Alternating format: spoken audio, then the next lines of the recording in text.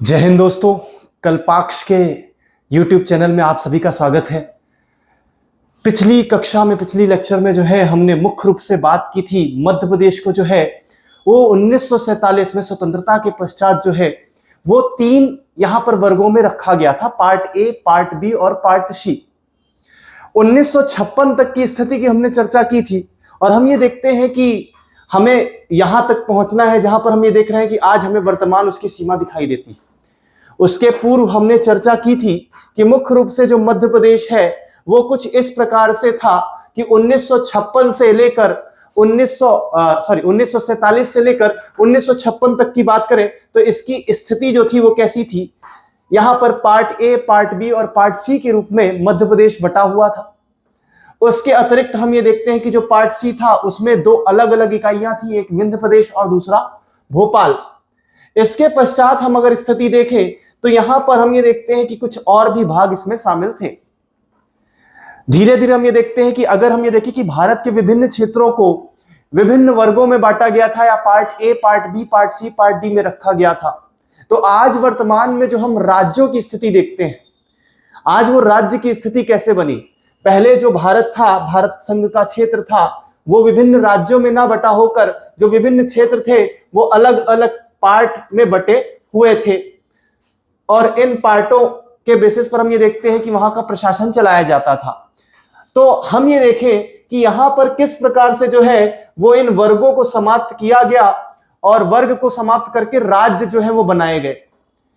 तो उसके लिए हमें जो है वो सबसे पहले बात करनी पड़ेगी। तो हम ये देखते हैं कि इसके लिए एक कॉन्सेप्ट जो लाया गया वो क्या था, भाषाई राज्य की अगर हम बात करें, भाषाई राज्य, यहां पर तात्पर्य है कि मुख्य रूप से स्वतंत्रता के पूर्व ही देश को जो है, क्योंकि हम ये देखते हैं देश के विभिन्न क्षेत्रों पर जो है वो अलग अलग भाषा के जो लोग हैं वो रहते हैं। हम ये देखते हैं कि अनेकता में एकता बनी हुई है। हम जरूर विभिन्न भाषा या विभिन्न संस्कृति से बिलोंग करते हैं, लेकिन हम ये देखते हैं कि हम आज भी एक देश के रूप में बने हुए हैं। तो हम ये देखते हैं कि स्वतंत्रता के पूर्व यहां पर जो मांग उठी थी कि कुछ ऐसे क्षेत्र थे जिन्होंने अपनी भाषा के आधार पर यह मांग करना शुरू कर दी थी कि इस भाषा के लोग इस सीमा तक रह रहे हैं तो हमें एक राज्य के रूप में या एक प्रशासनिक क्षेत्र के रूप में दर्जा दे दिया जाए। ये मांग जो है वो स्वतंत्रता के पूर्व ही उठी थी और स्वतंत्रता के पश्चात हम ये देखते हैं ये जो मांग है और ज्यादा तेजी से बढ़ने लग गई, क्योंकि अब अपने ही लोग थे और अपने लोगों से मांगने में क्या दिक्कत। ठीक है, तो हम ये देखते हैं कि जो इस भाषा के आधार पर राज्यों का विभाजन होना था, इसका जो समर्थन है वो कांग्रेस द्वारा भी किया गया। और कहानी शुरू होती है कि हम ये देखते हैं 1948 के समय पर संविधान सभा के जो अध्यक्ष रहे, उस समय पर संविधान सभा के जो स्थायी अध्यक्ष रहे वो थे डॉक्टर राजेंद्र प्रसाद। डॉक्टर राजेंद्र प्रसाद जी ने यहां पर भाषा के आधार पर राज्यों का गठन किया जाना चाहिए या नहीं किया जाना चाहिए, या किस प्रकार से है राज्यों का गठन होना चाहिए, उसके लिए यहां पर एक समिति बनाई थी या एक आयोग बनाया था और उस आयोग का नाम था धर आयोग। यह जो धर आयोग था यह मुख्य रूप से एक 4 सदस्यीय आयोग था जिसकी अध्यक्षता एसके धर कर रहे थे। एसके धर जो थे वो इलाहाबाद उच्च न्यायालय के पूर्व न्यायाधीश रह चुके थे, तो उन्हें जो है इस आयोग का अध्यक्ष बनाया गया। और हम ये देखते हैं कि जो धर आयोग, जो एसके धर साहब थे उनकी अध्यक्षता में थे, इसलिए इसका नाम धर आयोग हम बोल रहे हैं। तो हम ये देखते हैं कि धर आयोग ने अपनी रिपोर्ट जो है वो यहां पर दिसंबर 1948 में दी और दिसंबर 1948 में उन्होंने बोला कि भाषा के आधार पर राज्यों का गठन नहीं होना चाहिए, क्योंकि अभी अभी जो भारत संघ है वो बना है, अगर विभिन्न क्षेत्र अभी भाषा के आधार पर बढ़ जाएंगे तो आगे चलकर वापस से जो भारतीय संघ है वो छिन्न भिन्न हो जाएगा या विभिन्न भागों में बट जाएगा। ऐसे में भाषा के आधार पर नहीं होना चाहिए, प्रशासनिक सुविधा के आधार पर यहां पर गठन किया जाना चाहिए। इस रिपोर्ट के आने के बाद, इस सिफारिश के आने के बाद हम ये देखते हैं कि धीरे धीरे जो तीव्र विरोध है वो शुरू हो गया और इसी के पश्चात जो है वो कांग्रेस का एक अधिवेशन हुआ था। वो कांग्रेस का अधिवेशन कौन सा था, तो वो जयपुर अधिवेशन था।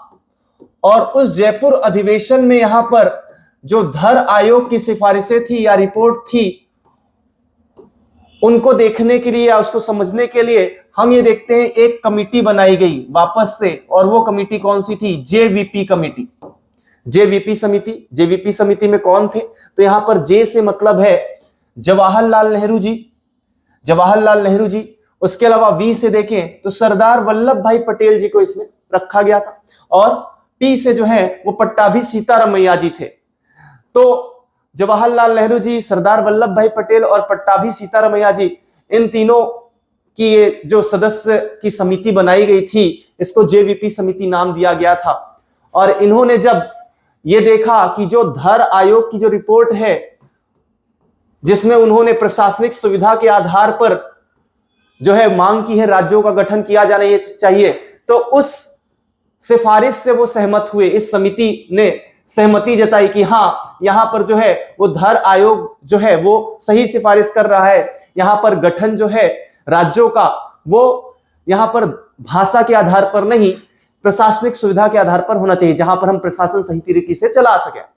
तो हम ये देखते हैं कि यहां पर धर आयोग की जो सिफारिशें थी उनको मान्य तो किया, साथ में यहां पर जेवीपी समिति ने, क्योंकि ये राजनीतिक मुख्य रूप से जुड़े हुए थे, तो राजनीतिक दल के रूप में हम ये देखते हैं कि इन्होंने ये भी बोला कि जन भावनाओं का ध्यान भी हमें रखना होगा। भाषा के आधार पर तो गठन नहीं किया जाना चाहिए, लेकिन हमें यह भी ध्यान रखना पड़ेगा कि जन भावनाएं आहत ना हो, तो जन भावनाओं का ध्यान हम रखें। जब यहां पर जेवीपी समिति की जो रिपोर्ट है वो आई, उसके पश्चात हम ये देखते हैं कि पूरे देश में जो है ये जो आक्रोश है, जो विरोध है, या फिर राज्य की जो भाषा के आधार पर मांग है वो बढ़ गई। और उसी में हम एक एग्जाम्पल देखते हैं जो बना, जिसमें बहुत ज्यादा मात्रा में जन आक्रोश दिखाई दिया। उस जन आक्रोश की अगर हम बात करें तो हम ये देखते हैं कि तेलुगु भाषा राज्य की जो है वो मांग उठी थी, सर्वाधिक तेलुगु भाषी राज्य की मांग उठी थी। और ये जो मांग है, इस मांग के लिए यहाँ के जो एक नेता थे, तेलुगु नेता पोट्टी श्री रामुलु, ये मुख्य रूप से आमरण अनशन में बैठ गए। और इस दौरान जो है 1952 की बात है ये, और 1952 में जो है इन्होंने आमरण अनशन शुरू किया, और आमरण अनशन के दौरान इनकी मृत्यु हो जाती है। और मृत्यु होने के पश्चात हम ये देखते हैं ये जो आक्रोश था वो और ज्यादा अधिक बढ़ जाता है। ऐसे में इनकी मृत्यु के पश्चात तुरंत ही जो है वो देश के प्रधानमंत्री, क्योंकि 1952 में आम चुनाव हो चुके थे, तो हम ये देखते हैं कि ऑफिशियली जो है वो प्रधानमंत्री जो है वो पंडित जवाहरलाल नेहरू जी बन गए थे। तो उन्होंने जो है यहाँ पर घोषणा कर दी नए तेलुगु राज्य बनाने की, या अलग से तेलुगु राज्य बनाने की जो है वो घोषणा करी थी जवाहरलाल नेहरू जी द्वारा। और यही जो राज्य है तेलुगु भाषी राज्य, उसको आज हम जो है वो आंध्र प्रदेश के रूप में देखते हैं। तो देश का जो पहला राज्य जो भाषा के आधार पर बनाया गया था वो था आंध्र प्रदेश, जो कि एक तेलुगु भाषी राज्य था। और जब एक बार राज्य बन गया तो उसके पश्चात यह बात क्लियर थी कि विभिन्न क्षेत्रों पर यह मांग बहुत ज्यादा तेजी से बढ़ेगी। ऐसे में हम ये देखते हैं कि ये जो मांग थी, इस मांग के बाद हम ये देखते हैं आंध्र प्रदेश का जो गठन है वो 1 अक्टूबर 1953 को किया गया। अक्टूबर 1953 में जो है वो आंध्र प्रदेश राज्य का गठन किया गया था, और ये देश का पहला भाषा के आधार का राज्य रहा। उसके पश्चात हम ये देखते हैं कि इसी वर्ष 1953 में ही मुख्य रूप से अलग अलग राज्यों को बनाने की आक्रोश रहेगा ही, और ये पता था कि अलग अलग मांगे उठेंगी। ऐसे में पहले से ही यहां पर क्या किया गया, दिसंबर 1953 में जो है एक नए आयोग का गठन किया गया। और ये जो आयोग था, इसका कार्य था कि हम जो भारत के क्षेत्र हैं उसको किस प्रकार से विभिन्न राज्यों में विभाजित कर सकते हैं। तो हम ये देखते हैं कि जो आयोग बनाया गया, इस आयोग को फजल अली आयोग के नाम से जाना जाता है, फजल अली आयोग। और चूंकि इसका काम था भारत के विभिन्न क्षेत्रों को वापस से पुनर्गठित करना और राज्य में बनाना, इसलिए इसी आयोग को हम क्या बोलते हैं, राज्य पुनर्गठन आयोग। फजल अली आयोग जो है वो किस आधार पर नाम पड़ा, क्योंकि जो इसकी अध्यक्षता है वो किसके द्वारा की जा रही थी, सैयद फजल अली जी द्वारा। सैयद फजल अली जो थे, ठीक है, अगर हम आयोग की बात करें तो ये आयोग जो है वो 3 सदस्यीय था। इसमें जो सदस्य थे वो कौन थे, सैयद फजल अली,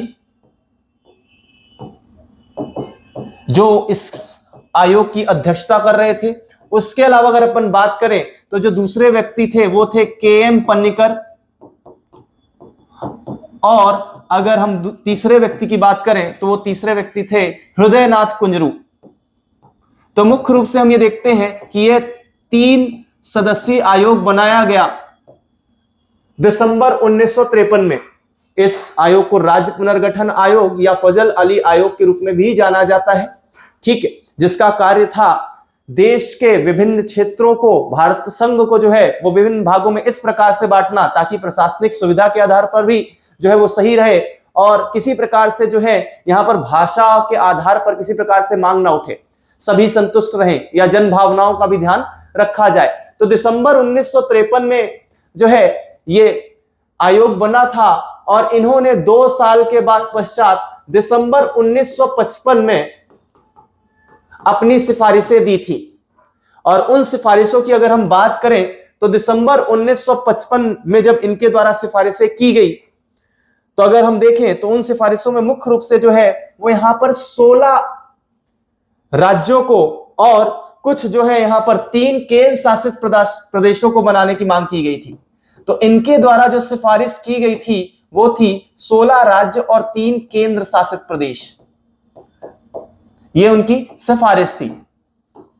इसके पश्चात हम ये देखते हैं कि इन सिफारिशों को जो है वो सरकार ने सुना और हम ये देखते हैं कि यहां पर अब जो है वो संविधान संशोधन किया गया, क्योंकि अभी तक हमने संविधान में जो है भारत संघ के क्षेत्रों को वर्गों के रूप में बांटा था या पार्ट के रूप में बांटा था, पार्ट ए, पार्ट बी और पार्ट सी और पार्ट डी। अब जो है हम ये देखते हैं कि यहां पर वर्ग से हटकर हम राज्य में आ जाएंगे या केंद्र शासित प्रदेश शब्द में आ जाएंगे। तो 7वां संविधान संशोधन किया गया था और 7वां संविधान संशोधन के साथ साथ हम ये देखते हैं जो सिफारिशें की गई फजल अली आयोग की, उन सिफारिशों को ध्यान में रखकर हम ये देखते हैं कि सरकार द्वारा जो है वो यहां पर 14 राज्य और 6 केंद्र शासित प्रदेशों का गठन किया गया। तो मुख्य रूप से हम ये देखते हैं कि सिफारिश जो थी वो 16 राज्य 3 केंद्र शासित प्रदेशों की गई थी और जो सरकार द्वारा यहां पर संविधान संशोधन किया गया और फजल अली आयोग की सिफारिश थी, उस आधार पर अगर देखें तो यहां पर कितने जो वर्ग हैं उन वर्गों को समाप्त किया गया और वर्ग की जगह जो संविधान में शब्द जोड़ा गया वो राज्य और केंद्र शासित प्रदेश जोड़ा गया, इसलिए यह संशोधन हुआ था। तो जो राज्य बनाए गए वो कितने थे? 14 राज्य और 6 केंद्र शासित प्रदेश रहे और उन्हीं में से एक जो राज्य था वो था मध्य प्रदेश, जो कि मध्य में आता था। ठीक है, पहले भी हम ये देखते हैं कि पार्ट ए का नाम मध्य प्रदेश रखा गया था, लेकिन उसके पश्चात हम ये देखते हैं कि जब पुनः इन पार्ट ए, पार्ट बी या पार्ट सी के अलग अलग क्षेत्रों को जोड़कर नया राज्य बनाया जाएगा तो उस राज्य का भी नाम, चूंकि ये मध्य में ही था तो ऐसे में उसका नाम जो है वो मध्य प्रदेश रखा गया। और ये नाम भी जो है वो किसके द्वारा दिया गया? पंडित जवाहरलाल नेहरू जी द्वारा। तो हम ये देखते हैं कि मध्य प्रदेश जो है वो इन्हीं 14 राज्यों में आता था।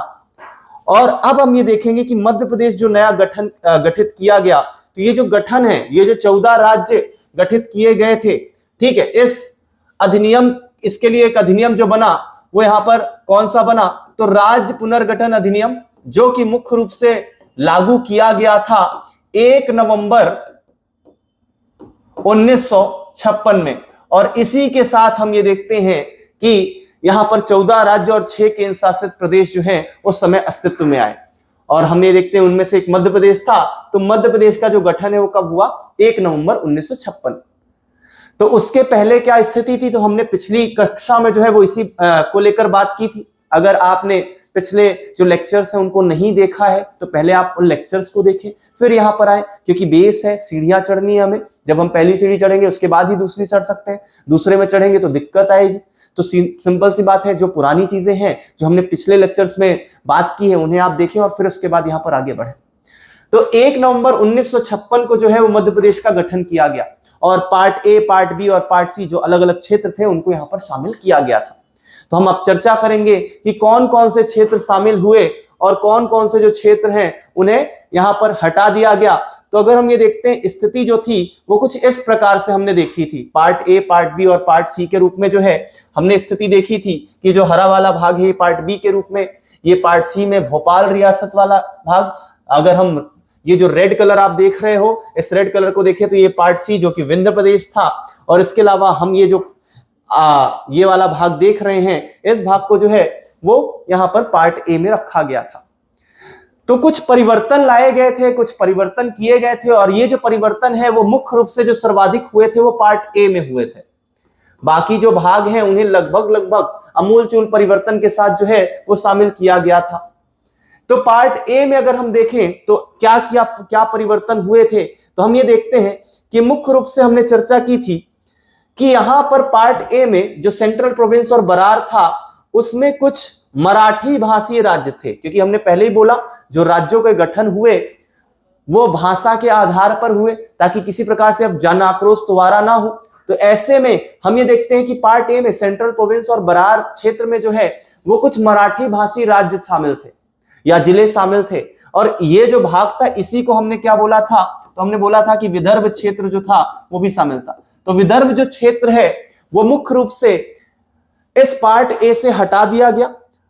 ये जो भाग आप देख पा रहे हैं ये विदर्भ क्षेत्र है। इस विदर्भ क्षेत्र में 8 जिले आते थे। तो मध्य प्रदेश में पुनर्गठन के समय पर 1 नवंबर 1956 में पुनर्गठन के समय पर इस भाग को जो है वो पार्ट ए से हटाकर जो है वो बंबई राज्य को दे दिया गया था। उस समय पर महाराष्ट्र और गुजरात नहीं थे, महाराष्ट्र और गुजरात बाद में अलग अलग राज्य बने, लेकिन उसके पहले गुजरात और महाराष्ट्र को मिलाकर बंबई राज्य के रूप में जाना जाता था। तो उस समय का जो बंबई राज्य था उसमें ये 8 जिले शामिल किए गए थे। अब इन 8 नामों को आप एक बार मेरे साथ रिपीट करते हुए बोलिएगा। पहला जो था वो है बुल्ढाना, बुल्ढाना, बुल्ढाना। फिर उसके बाद हम देखें तो दूसरा कौन सा है, अकोला।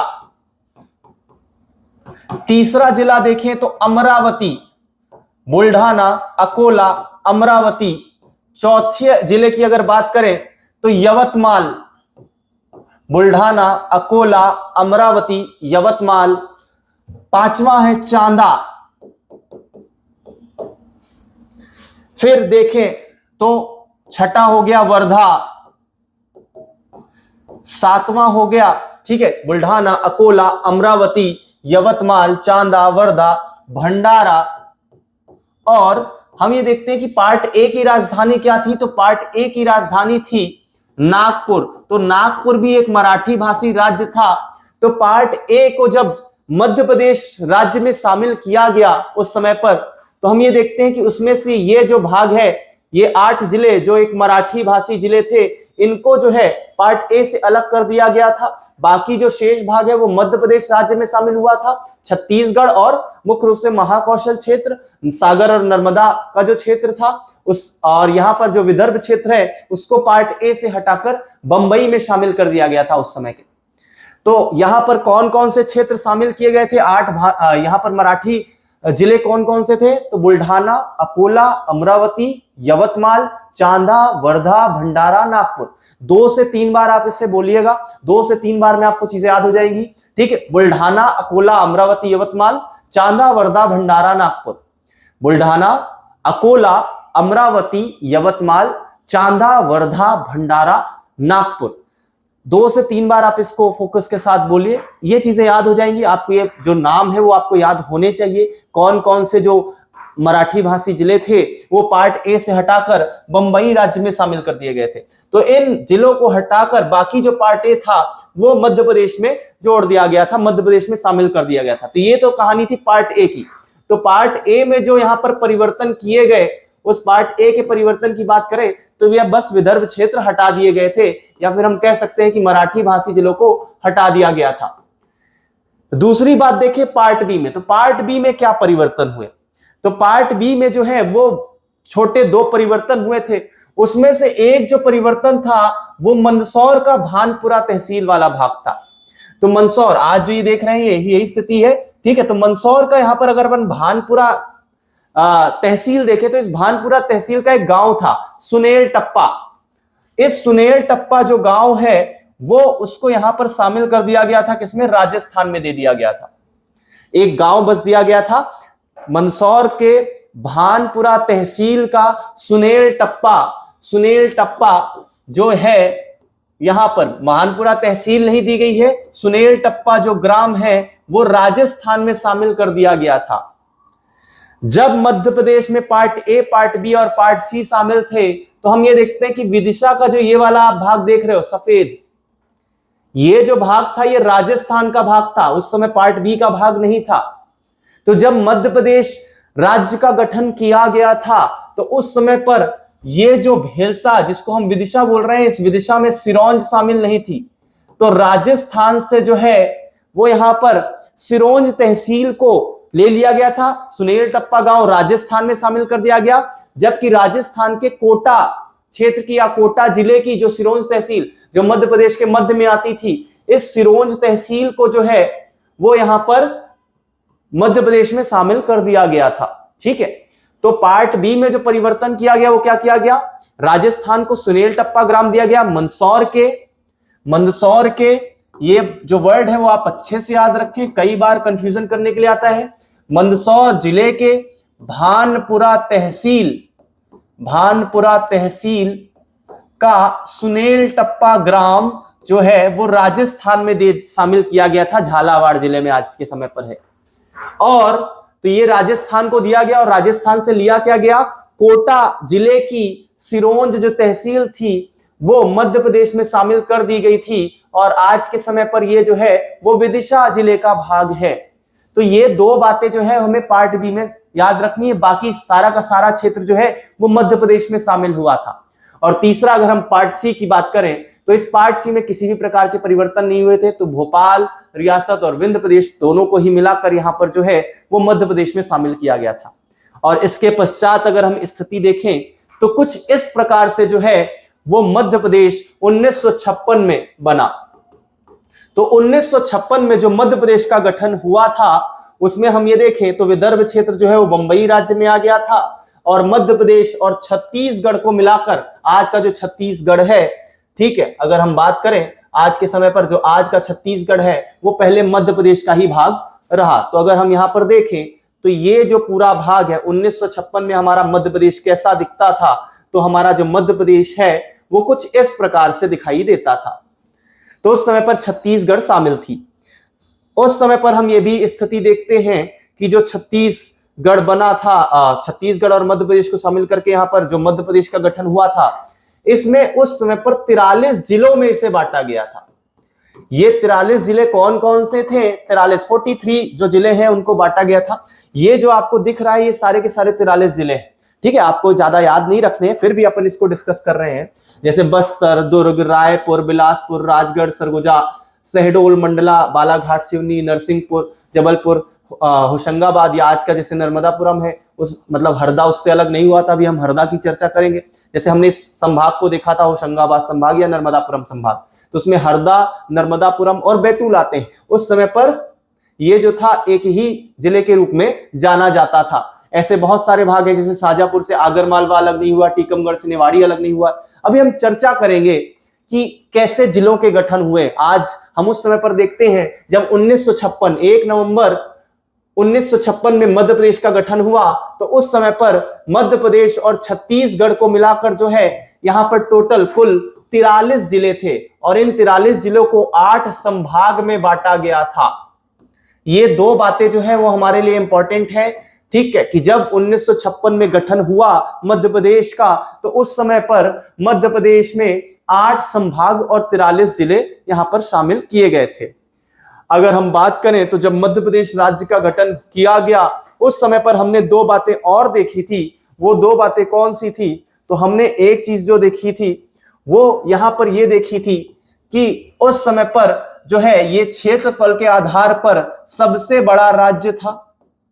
सबसे बड़ा राज्य था जब तक छत्तीसगढ़ विभाजित नहीं हुआ था, तो सबसे बड़ा राज्य था। कितना था इसका क्षेत्रफल, तो हमने चर्चा की थी 443,446 वर्ग किलोमीटर क्षेत्र में जो है ये विस्तृत था।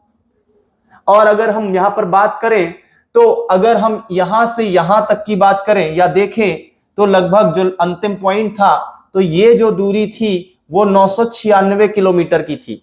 अगर हम उत्तर से दक्षिण तक की देखें तो लंबाई जो है वो यहां पर मध्य प्रदेश की कितनी दूरी तक थी, अगर सीधे सीधे आ रहे तो 996 किलोमीटर 996। और अगर यहां से यहां की ओर जाएं तो ये जो थी वो 1127 किलोमीटर थी। तो 1127 किलोमीटर कहां, पश्चिम से पूर्व तक इसका विस्तार था। 900 यहां अपन देख रहे हैं 1127 किलोमीटर, जबकि अगर हम उत्तर से दक्षिण तक अगर इसका विस्तार देखें तो 996 किलोमीटर किलोमीटर तक ये फैला हुआ था। दूसरी चीज हमने क्या बात की कि जो इसका क्षेत्रफल था वो कितना था, 443,446 4,43,446 वर्ग किलोमीटर इसका क्षेत्रफल था।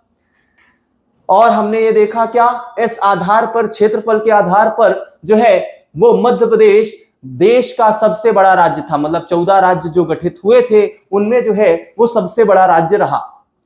तो मध्य प्रदेश का जो पुनर्गठन हुआ वो पुनर्गठन किस प्रकार से हुआ, हमने उसकी चर्चा की। आइए एक बार थोड़ा सा रिवाइज करते हैं, रिवाइज करते हुए चलते हैं। ठीक है, हमने 2 से 3-4 बातें की यहां पर। हमने सबसे पहले बात की कि आज जो हम स्थिति देख रहे हैं उसकी जो शुरुआत है वो कहां से होती है या किस प्रकार से भाषाई आधार पर राज्य बने। तो हमने ये देखा कि स्वतंत्रता के पश्चात जो है वो भारत संघ के क्षेत्रों को अलग अलग पार्ट में बांटा गया। कुछ पार्ट ए थे, पार्ट ए वो भाग थे जहां पर मुख्य रूप से ब्रिटिशर्स का, अंग्रेजों का प्रत्यक्ष शासन रहा था। उन क्षेत्रों को पार्ट ए में शामिल किया गया था प्रशासनिक सुविधा के आधार पर। ऐसे ही पार्ट बी और पार्ट सी में रियासतों को रखा गया था और पार्ट डी में अंडमान निकोबार को रखा गया था। मध्य प्रदेश को भी जो है वो पार्ट ए, पार्ट बी और पार्ट सी में बांटा गया। उसके पश्चात हम ये देखते हैं कि देश की स्वतंत्रता के पूर्व ही जो है वो भारत में भाषा के आधार पर राज्य बनाने की मांग उठ चुकी थी। स्वतंत्रता के पश्चात ये मांग और तेजी से बढ़ गई, जिसका कांग्रेस ने समर्थन किया। और हम इसके बाद देखते हैं कि जो संविधान सभा गठित हुई थी, इस संविधान सभा के जो अध्यक्ष थे डॉक्टर राजेंद्र प्रसाद, उन्होंने यहां पर 4 सदस्यीय आयोग का गठन किया, जिसके जो अध्यक्ष थे, उसके अध्यक्ष अगर हम बात करें तो अध्यक्ष कौन थे, तो अध्यक्ष का नाम देख लीजिए, फिर से बोल रहा हूं, एसके धर।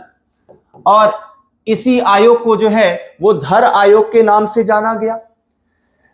यह जो धर आयोग है इसने अपनी रिपोर्ट जो है वो 1948 दिसंबर 1948 में यहां पर रखी, सिफारिश रखी। और उन्होंने बोला कि भाषा के आधार पर राज्य का गठन नहीं किया जाना चाहिए, प्रशासनिक सुविधा के आधार पर इसका गठन होना चाहिए। इस सिफारिश के पश्चात हम ये देखते हैं जयपुर अधिवेशन हुआ था, क्योंकि जन आक्रोश बढ़ता जा रहा था, मांग बढ़ती जा रही थी, पर ये गठन हो नहीं रहे थे। ऐसे में हम ये देखते हैं जन आक्रोश बढ़ा, और इस जन आक्रोश को ध्यान में रखते हुए हम ये देखते हैं जयपुर अधिवेशन हुआ कांग्रेस का। यहां पर एक समिति का गठन हुआ, जेवीपी समिति, जवाहरलाल नेहरू, सरदार वल्लभ भाई पटेल और पट्टाभी सीतारामैया। और इस समिति ने भी जो है वो धर आयोग की सिफारिशों की यहां पर जो है वो मान्य किया, या उन्होंने माना कि हाँ, भाषा के आधार पर जो है वो गठन नहीं होना चाहिए। लेकिन उन्होंने एक बात जो बोली वो ये बोली कि जो जन भावनाएं हैं उनका भी ध्यान रखना आवश्यक है, ताकि इस जन आक्रोश को यहां पर समाप्त किया जा सके और यहां पर देश के जो लोगों हैं उनको संतुष्ट किया जा सके, उनको सही प्रकार से प्रशासन दिया जा सके। जब ये जेवीपी समिति ने इन धर आयोग की रिपोर्ट है उसको सही माना है, उसकी सिफारिशों को सही माना, ऐसे में हम ये देखते हैं कि देश के विभिन्न क्षेत्रों पर जन आक्रोश और तेजी से बढ़ गया। और उसी का एक उदाहरण जो है हमने बात की थी कि तेलुगु भाषी राज्य की मांग के लिए यहाँ पर जो तेलुगु पोट्टी श्री रामुलु जी थे वो आमरण अनशन पर बैठे 1952 में, और उनकी मृत्यु हो जाती है। और मृत्यु के साथ ही हम ये देखते हैं कि जन आक्रोश और ज्यादा बढ़ गया, हिंसक हो गया। और इस हिंसा को समाप्त करने के लिए हम देखते हैं पंडित जवाहरलाल नेहरू जी द्वारा जो है वो यहाँ पर घोषणा कर दी गई एक तेलुगु भाषी राज्य बनाने की। और यहाँ पर 1 अक्टूबर 1953 को आंध्र प्रदेश राज्य का गठन किया गया। ये देश का पहला भाषा के आधार पर बना हुआ राज्य था। तो 1 अक्टूबर 1953 को जो है वो यहाँ पर आंध्र प्रदेश राज्य का गठन हुआ। उसी के साथ 1953 में ही, दिसंबर 1953 में ही यहाँ पर एक आयोग का गठन किया गया। ये आयोग जो था, इसका जो कार्य था वो ये था कि किस प्रकार से जो है वो देश के विभिन्न हिस्सों को हम विभिन्न राज्यों के रूप में परिवर्तित कर सकते हैं। इन्होंने अपनी रिपोर्ट जो है, जो अपनी सिफारिशें हैं, वो दिसंबर 1955 में रखी। ये जो आयोग था, ये आयोग राज्य पुनर्गठन आयोग, इसके जो अध्यक्ष थे वो सैयद फजल अली थे, इसलिए इसको फजल अली आयोग भी कहते हैं। इसके जो अन्य सदस्य थे, क्योंकि ये 3 सदस्यीय आयोग था, तो अध्यक्ष के रूप में सैयद फजल अली, उसके अलावा देखें तो के.एम. पन्नीकर और हृदयनाथ कुंजरू जो थे वो इनके अन्य सदस्य थे। इन्होंने अपनी जो रिपोर्ट है वो दिसंबर 1955 में रखी और इन्होंने मुख्य रूप से सभी आधारों को देखते हुए सिफारिश की कि जो भारत संघ है उसको 16 राज्यों और 3 केंद्र शासित प्रदेशों में बांटा जा सकता है, विभाजित किया जा सकता है।